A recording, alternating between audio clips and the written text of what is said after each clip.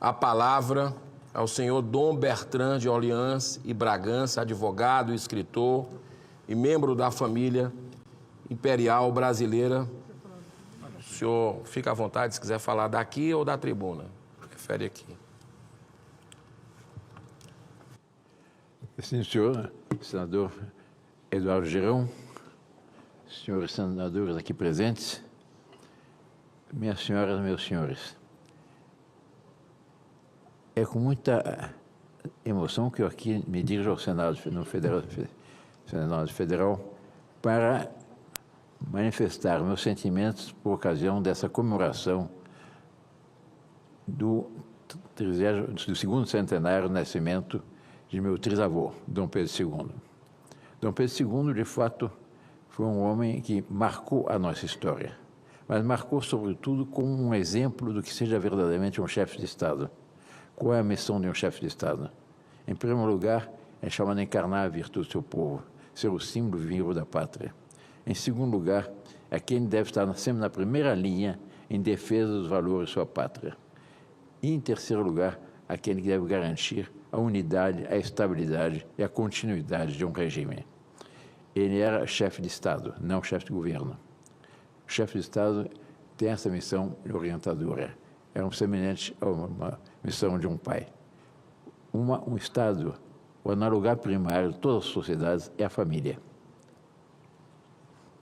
E o Brasil é grande, o Brasil praticamente teve toda a unidade do mundo luso, da América lusa, graças exatamente a essa concepção familiar do Estado.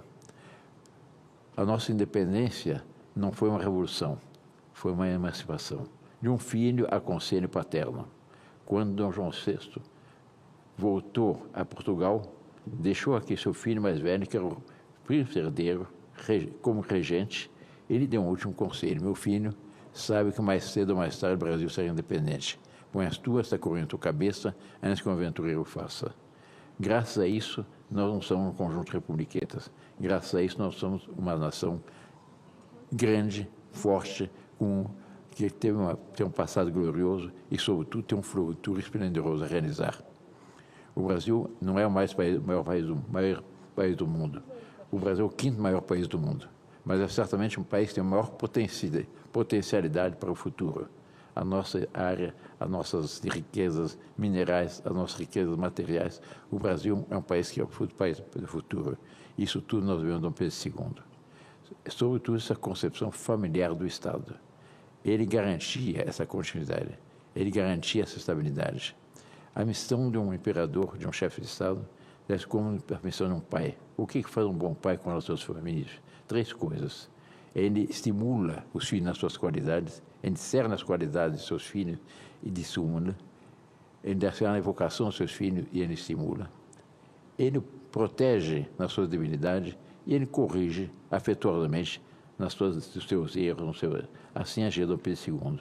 Eu posso dar N exemplos a respeito disso. Por exemplo, a questão da educação. Dom Pedro II teve um empenho especialíssimo na educação. No fim do Império, no Rio de Janeiro, havia mais de 1000 escolas. Ele sempre favoreceu a educação no país. A estabilidade. Nunca houve estado de sítio, nunca houve qualquer violação da Constituição. Pelo contrário, foram de 1840, por ocasião da sua maioridade, até 1889, foi pela maior estabilidade política da nossa história e maior progresso. O senador Girão lembrou do telefone. O primeiro cabo submarino que ligava nosso continente à Europa era nosso, que ligava o Nordeste a Portugal. E assim várias coisas. Nós tínhamos as maiores marinhas do mundo. Nós em tudo era uma potência. Tudo isso nós perdemos em 89. Mas, sobretudo, por esses valores, essa continuidade, essa concepção familiar da nação. Uma nação, antes de mais nada, uma grande família, que tem um sininho como organizar. E que tem como virtude, exatamente, estimular a virtude do seu povo e inibir suas más tendências. Exatamente como houve nesse longo período de 1840 a 1889. Estimulava as qualidades do povo e inibia. Perdão.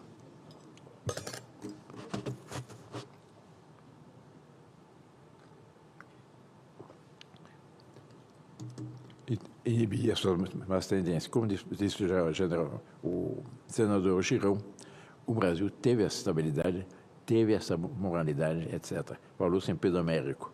Como é que ele agia? Por exemplo, ele ia, todo ano ele participava das bancas examinadoras do Colégio Pedro II, que era o colégio padrão. Mas ele periodicamente aparecia de surpresa no Colégio Pedro II para ver o andamento no dia a dia. Certa feita, por exemplo, no Colégio Pedro II, ia de classe em classe, como estamos desenvolvendo, o professor passava muitas vezes as palavras e ele continuava a aula sem solução de continuidade, mas ele viu que no fundo da sala havia um menino completamente distraído. Ele não estava prestando a mínima atenção à aula que Sua Majestade, o imperador, estava ministrando. Ele passou de volta a palavra para o professor, pé, foi até o fundo da sala, ver pelas costas o que o menino estava fazendo. Estava desenhando. Terminada a aula, ele chamou o menino.